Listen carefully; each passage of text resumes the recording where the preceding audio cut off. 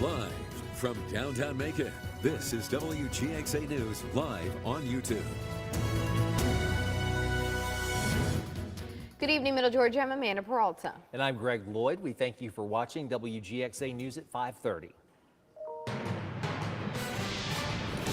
Millions of Americans are under heat advisories as excessive heat sweeps across the South and the Southwest today. The National Weather Service says some areas will see triple-digit heat. Mike Valerio looks at the dangerous heat wave and how people are trying to stay cool. Scorching temperatures sweeping across the country. More than 65 million Americans under heat alerts from coast to coast. Some areas seeing triple-digit heat. It's just harder to breathe, like without the moisture in the air. Do what you can, stay hydrated. In Phoenix, Arizona, temperatures reached at least 110 degrees for the 18th consecutive day. So far this year, the county's recorded 12 confirmed heat-related deaths. The heat is being blamed in the death of a 73-year-old man who was simply out for a bike ride. We are saddened by the loss of a member of our community to this apparent heat-related death. Phoenix ER doctor Frank Lovecchio says he's also seeing a rise in heat-related illnesses. This is the worst with regard to the amount of patients, the amount of flow. We try to cool them down as fast as possible. Health officials are warning people to stay indoors, but for some, like those experiencing homelessness, that is not an option. Crews were handing out water to the homeless to keep them cool. No clouds, direct sunlight, and that combination really is deadly. The heat streak showing no signs of ending soon. The National Weather Service warning the heat is expected to last for the next several days. In Phoenix, I'm Mike Valerio reporting. And back here at home, weather warn days continue through the rest of the work week for dangerous heat. And meteorologist Ryan Miranda joins us with the latest updates and another issue besides the heat. Ryan. And Greg, Amanda, we are dealing with a lot of that heat even here in Middle Georgia, so definitely take it slow over the next few days. But we're also having to deal with some bad air quality. A live lookout over Macon with our Wilson Bryant Heating and Air Skycast Network. We have that haze out there in the distance. Our air quality has been in the unhealthy category. This affects the general population. You don't have to stop all activities outdoor, but really the active ones like running, you may want to bring it inside on the treadmill. It's also affecting some of our visibility, down to 5 miles in Macon and Warner Robins, 7 in Butler, and 6 in Americus. So we have a lot of that smoke in the air, and we're also having to deal with the heat. Currently the highs so far, we made up to 100 degrees in McRae. So far made it up to 97 in Macon, and we're sticking that heat right through the work week. So weather warn days continue Wednesday through Friday for dangerous heat that could cause heat or exhaustion or stroke with some poor air quality as well. I'll talk about when this heat finally begins to relax, all coming up in the Skywatch weather 10-day forecast. Greg, Amanda. Thank you, Ryan. It's a great time to download the WGXA weather app to keep track of all these high temperatures. Just scan the QR code that you see here to download the app free to your smartphone or smart device. Ryan is back in less than 20 minutes with your 10-day forecast. Feeding your baby is a natural instinct for many moms, but one local mom says she's been left feeling shamed after doing so in public. While we hear her side of the story, we want to hear from you at home. Does public breastfeeding make you uncomfortable? Scan the QR code to let us know in our interactive poll. In the meantime, our Brianna Cook sat down with that mom to find out how the situation has affected her. She joins us live now. Brianna? A Middle Georgia mom is upset after being asked to leave the lazy river at Rigby's Water World for breastfeeding her baby. So my breast can't be in the water? And then other moms said the same thing. Do I leave him in the locker room? I mean, what am I supposed to do? A casual day at Rigby's Water World for Tiffany Francis and her baby came to a quick end after being asked to exit the lazy river due to breastfeeding her 11th-month-old. So, like I always did, hopped in the lazy river, started nursing him because he likes to nurse to sleep. And I don't know, within a few minutes of we hadn't made it all the way around, I had a lifeguard tell me, "Ma'am, you can't do that." She says the lifeguard was referring to no food or drink within 10 feet of the water area rule. Francis says that rule when it comes to a mom can be discriminatory. If she's lactating, she may leak. You know, she may hear a baby crying and start dripping out a little bit. I mean, the argument of milk getting in the water was absolutely ridiculous. Afterwards, Francis says she then demanded a refund and left the park in tears. She took to Facebook to vent about the incident, where she has received different opinions from support to hate messages. She says she doesn't think there is a solution for the incident due to how employees have reacted to her. The actual employees and the people involved there have been rude to me. I just feel really unwelcome to even go there, which sucks because I have my whole family has a season pass, as we've had many years in the past, and just from how they've all responded to me, I don't know how to make it better. According to Georgia law, moms are allowed to breastfeed anywhere they feel comfortable. Francis says feeding a baby shouldn't be treated as indecent. No one else is told to eat under a cover or to, go to the bathroom to eat or to go eat in their car. But babies aren't allowed to eat in public because unless it's a bottle's fine. Everybody thinks a bottle's okay, but people are just, oh, a breast, oh my goodness, because they've sexualized it and it's gross. I just want other moms to feel comfortable feeding in public, whether in the water or anywhere else. It's okay, and you can do it. Reach out to Rigby's Water World, but they declined to talk to us. Reporting live in studio, Brianna Cook, WGXA News. Thank you, Brianna. And we're watching the numbers of what you at home say. 66% of you siding with the mother say no, that public breastfeeding does not make you uncomfortable. 34% say yes. You still have time to participate in the poll. Just scan the QR code that you see on your screen. Well, the city of Warner Robins is now holding businesses and homeowners accountable with new rules regarding the appearance of right-of-ways. The newly enforced ordinance has left some businesses concerned about a number of things. Carlos Stevens hit the streets today to learn more about the rules and how those impacted are reacting. Carlos? Well, guys, I spoke to 2 employees today from right here in Warner Robins at a local business, and while neither disagreed with the ordinance, one of them did tell me he feels like some responsibility lies on the city. I really do feel like they are pushing it off on people. That's Gifford Lee's reaction to right-of-way rules now being enforced in Warner Robins. He works in Warner Robins, and he says while he's not necessarily against the city's new ordinance, there's people who just don't have the finances to follow the rules, and the city's help would be appreciated. The new right-of-way ordinance now makes property owners responsible for keeping their businesses and homes and the back of the curb of adjoining streets in good condition. It leaves no room for trash of any kind. Chris Repchick says he's frustrated with the lack of communication from the city. It is annoying that we didn't find out about it until you walked in the door. If there was notice put out or there's public notice on the websites, shame on us for not checking it. But honestly, who does? Manager for Keep Warner Robins Beautiful Tiffany Bowen says they notified citizens via social media. The rules also state business owners are responsible for cutting any grass on their property. This means grass must be properly mowed and trash-free. All business, residential, and manufactured properties within the city must be mowed whenever the grass reaches 10 inches. Repchick expressed concerns for those that may not be able to follow the rules. Some areas, the right-of-ways have retention ditches. And if you don't have the right equipment or if you're not physically able, there should be a mechanism to support those people. City leaders tell us if there's a case where the property owner is not in possession of the property, the responsibility would fall on the tenants or whoever is in control of the property. Bowen says failure to comply with the ordinance would get a warning. And if there's another violation after the warning. And at that point, it's handled legally. It goes through, they'll have to pay the citation. But Lee says with the lack of communication, it would be unacceptable to fine people. So basically, I'm going to get fined for something I don't even know about. I would be highly upset. Now, Bowen also added that it is unclear how much that fine would be. We're live here in Warner Robins. I'm Carlos Stevens, WGXA News, guys. Thank you so much, Carlos. And a live look now ahead at the final public meeting in Crawford County as leaders consider the proposal for a granite rock quarry off of Highway 80 in the eastern part of the county. Residents nearby have raised multiple concerns about how that quarry could affect their environment, health, and property values. The proposed quarry will operate on 430 acres of the 1,700 that the Kentucky company plans to use.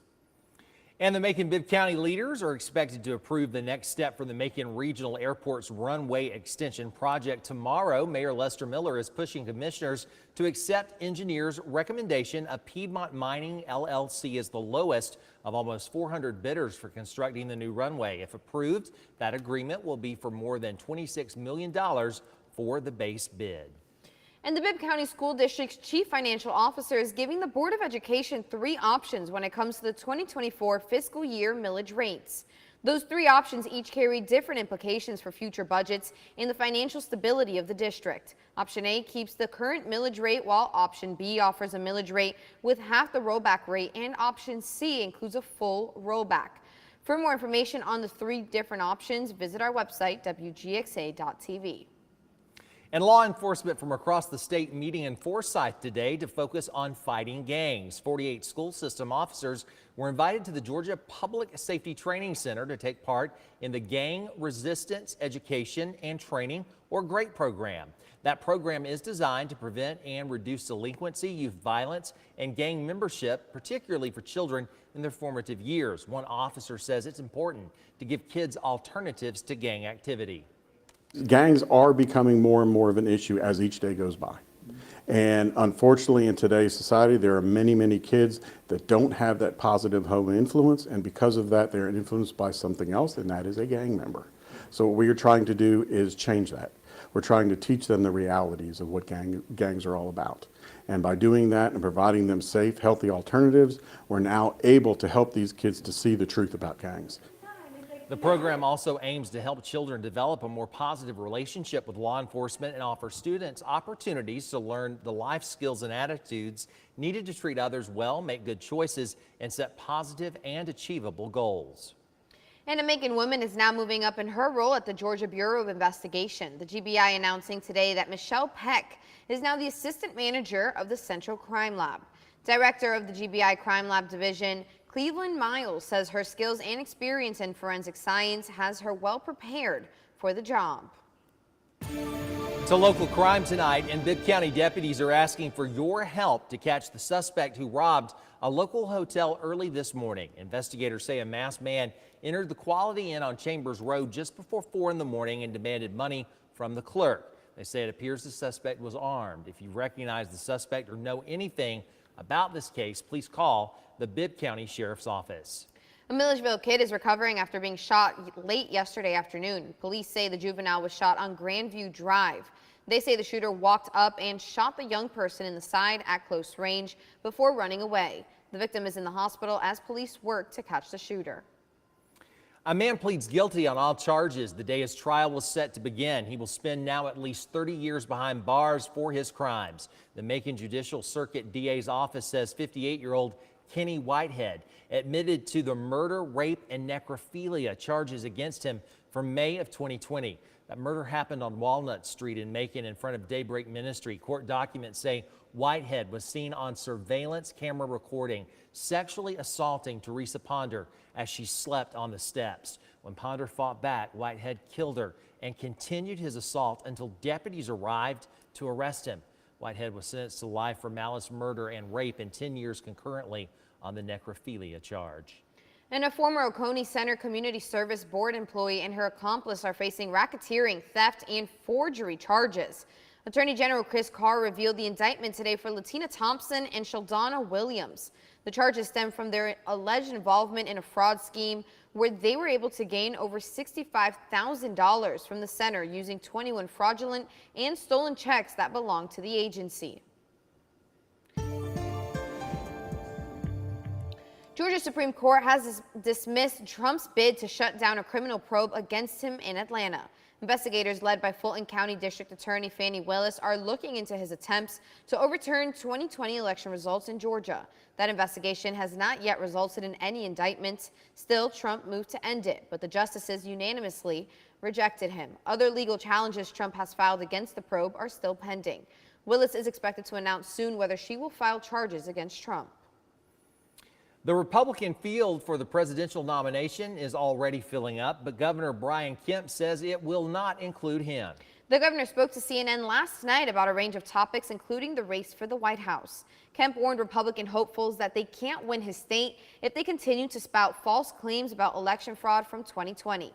Kemp's refusal to help Trump overturn Biden's win in Georgia caused a rift between the two, which resulted in Trump endorsing former Senator David Perdue for governor instead of Kemp. Kemp also expressed frustration about the pace of an investigation led by the Fulton County District Attorney into Trump's conduct after he lost the 2020 election. The governor said he's disappointed at how long it's taking, saying it shows distrust in the system. Former President Trump may be facing another indictment, this time in the Justice Department's investigation into efforts to undo the results of the 2020 election, including leading up to the January 6th Capitol riot. Trump says he got a letter informing him he's a target in the probe, which could be a sign he'll be indicted by federal prosecutors soon.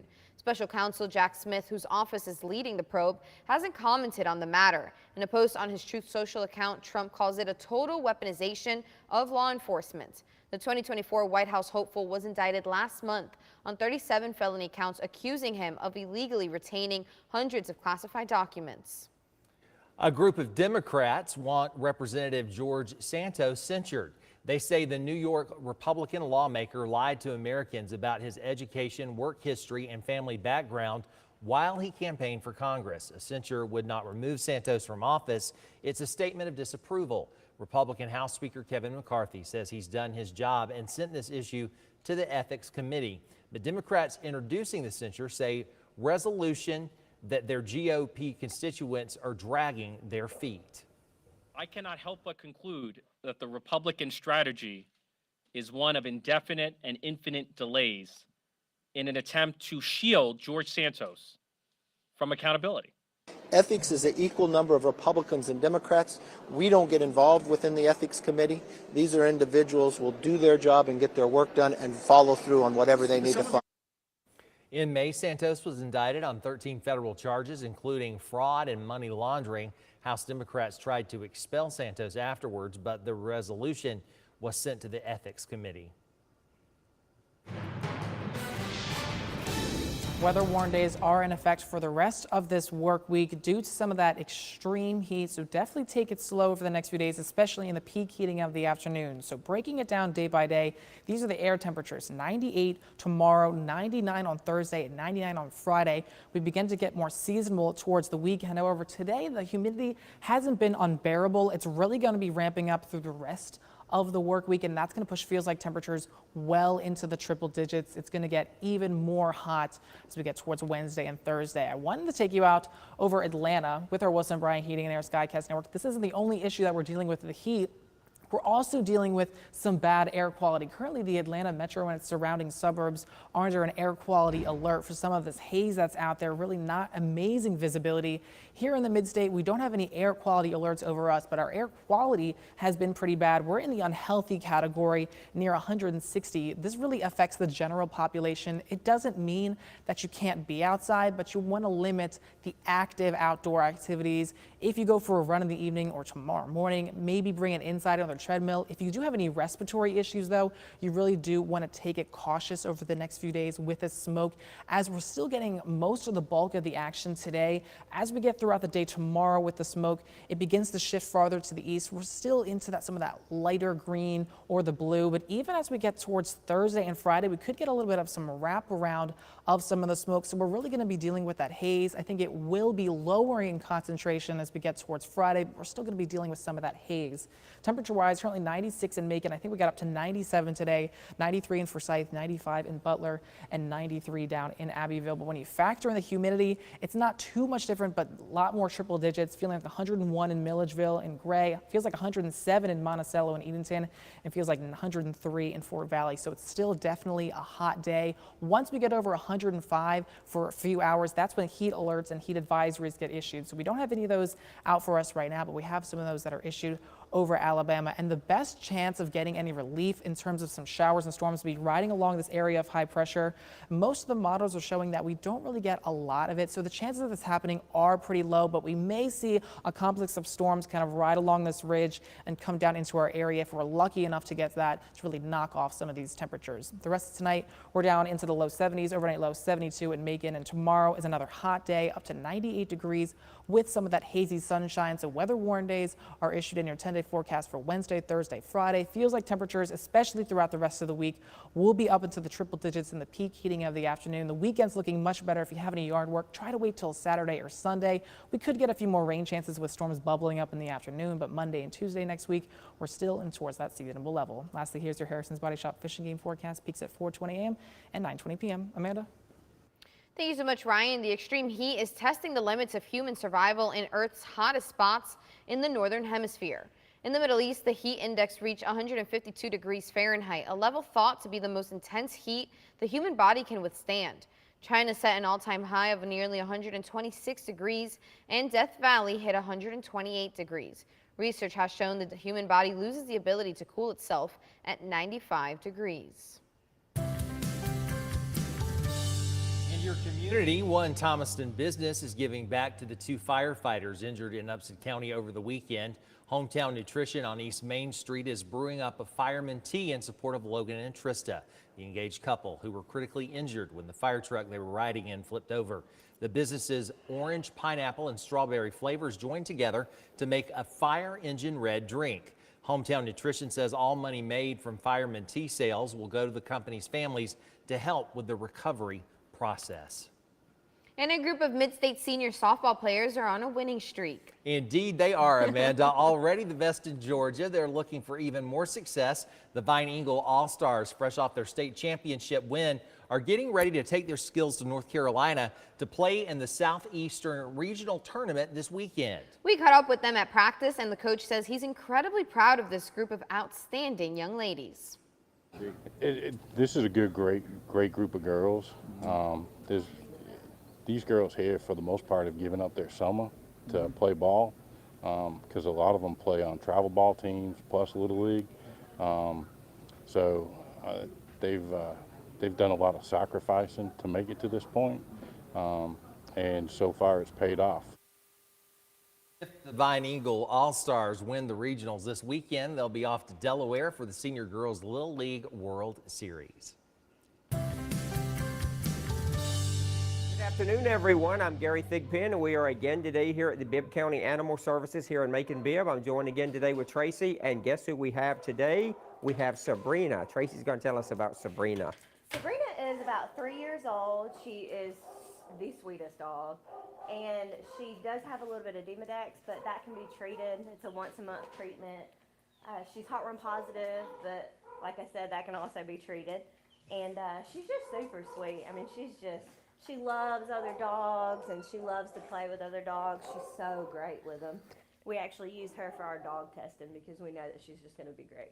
And you see she's got such a great disposition, very sweet dog. So, Tracy, if someone would like to adopt Sabrina, how would they go about doing that? They would just reach out to us at 478-621-6774 and ask to speak to Elvin. He's our adoption coordinator. He'll get you in for a meet and greet with Miss Sabrina here, and hopefully you'll just fall in love like we have, and you can take her home. All right. She is such a sweet girl, and she does deserve and needs a good home. So if you would like to adopt Sabrina, go ahead and get on the phone. Do that today, and thank you so much, Tracy. Thank you. Well, those of you with a sweet tooth may have a sweet treat headed your way starting this weekend. The highly anticipated Great Macon Bacon Week starts on Sunday. 16 local restaurants are vying for the title of Macon's Star Baker. All week you can visit the restaurants to try their signature show-stopping item. To get started, you can pick up a passport from any of the participating restaurants, the Downtown Visitor Center, or the Macon Arts Alliance. If you get 5 passport stamps, you win a free t-shirt. And if you try all 16 desserts, you can win a fully baked prize package. Participants are also encouraged to vote for their favorite dish. The top 3 winners in the Macon Star Baker competition will be announced Saturday, July 30th at the Central City Bake Off. And I saw a thing that had pedophores on there. Is there a place that we can get pedophores around here? Because I need them. They're my favorite. Obviously, I guess there is. I guess I think it's true. The little bitty cakes. Yeah, they're like little tiny like squares, pound cake with the icing on top. Yes, I did see them on the website. Like, one of them. Right there. Acres and Oaks. Okay, I'm going. Acres and Oaks. Okay. I'm going. Get ready, Acres and Oaks. Just save all of them for him. Exactly. Yes. Oh my gosh, that all looks so good. Everybody, we wish you good luck because we're ready to eat and get those passport stamps. They look so good. They all look good. They sure do. That's going to do it for WGXA News at 5:30. We invite you to join us at 6 on ABC 16. Don't forget to like and subscribe. Bye. Bye.